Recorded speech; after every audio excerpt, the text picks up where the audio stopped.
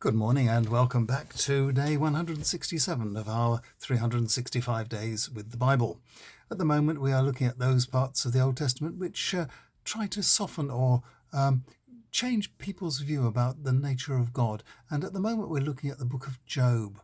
Job, in this particular part, is wanting to lay his case before God. And in doing so, he tries to answer that of his critics, his so-called friends. This is Job chapter 13, verses 1 to 12 and 19 to 25. Job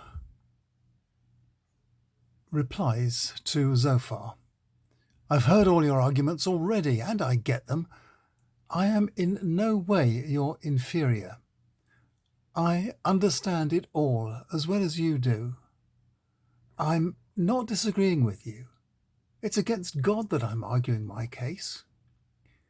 When you don't know an answer, you make one up like a doctor who can't cure someone. So it would be better for you to keep your mouth shut, then someone might mistake your silence for wisdom. Quiet now, and listen while I make my case. Why do you make up your answers? Are you trying to defend God like a counsel in court? Would God find goodness in you if he took a close look at you? You can't fool God like you can fool other people. You might be able to keep your prejudices hidden from others, but the powerful God will get you for them. And then won't you be scared?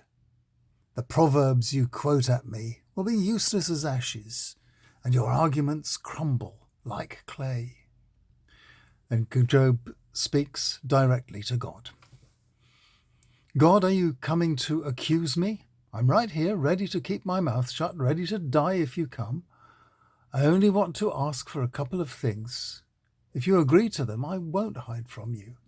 All I ask is that you stop punishing me and that you don't overwhelm me with terror anymore. Either you speak first and I will answer, or let me speak first and you answer me.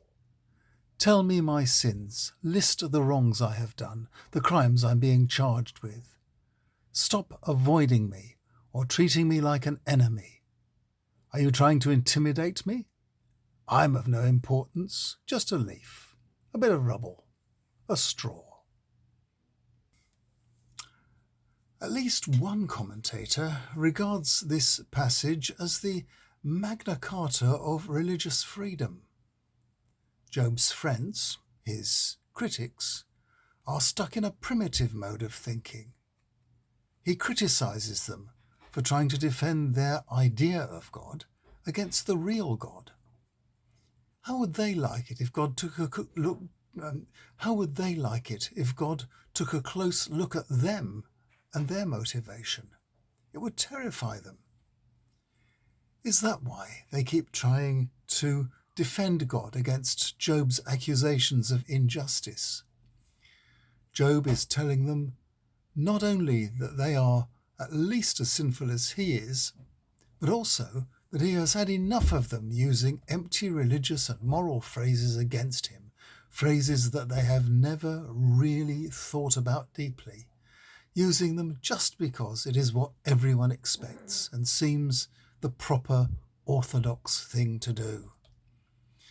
They are trying to keep on the right side of God. They are fawning and deferential to God in a way that deprives them of their intellectual freedom and their ability to think critically. The psalmists would not hold back, however. The psalmists often criticize God for his slowness to answer their prayers. They ask him why they are suffering. You can find this in Psalms 3, 4, 6, 7, 10, and so on and so on. And they do so without fear. They do not mind whether their prayers are rude or pushy. Job's struggle against the effects of deadly traditionalism, of course, continues to this present day. In the end, Job takes a leaf out of the psalmist's book and speaks directly, fearlessly, and critically to God. He wants to see the charges against him. He's an intelligent human, and he wants to know why. I love his courage, as he says he's ready to face God and complain, even if it kills him. In verse 16, which I didn't quote here, he says, maybe my boldness will help, and God himself will save me. A wicked person wouldn't dare to come face to face with God, but I'm ready to state my case.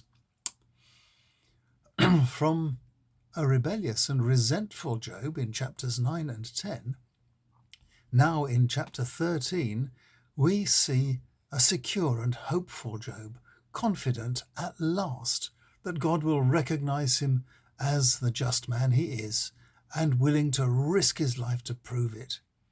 He begins to see the possibility that the unjust God, believed in by his friends, is not the real God. The real God is admittedly powerful, but he can be argued with, and individuals can approach him seeking justice. We see his affirmation of this faith spelt out for us tomorrow, how Job knows he has a defender in the heavens. I'll see you tomorrow, and we'll see that then.